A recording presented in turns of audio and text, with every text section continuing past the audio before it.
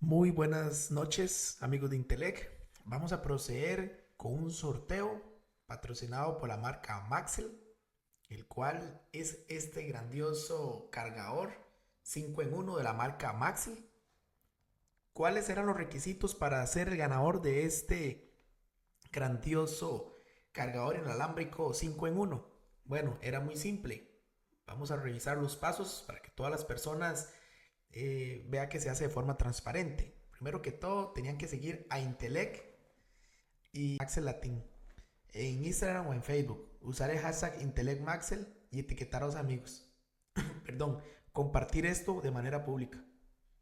Cuando se hace en medio de Instagram, automáticamente nos llega una notificación, el cual nosotros verificamos cuando estamos realizando lo que es el sorteo para ver que esa persona sí hizo lo que es la publicación, lo que es en Instagram.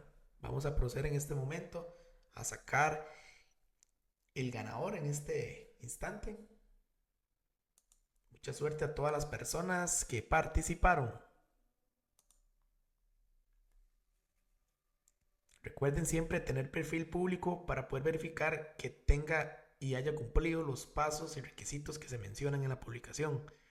Dice Caballero Oscuro 22CR. Verificamos. Verificamos. Dice el Dark King 22 Costa Rica. Verificamos que siga Intelec. Recuerden participar siempre en las actividades y sorteos de Intelec para que tengan grandes premios. Sigue Intelec Costa Rica. Ahora vamos a verificar que siga Maxel. Maxel. Maxel Latin.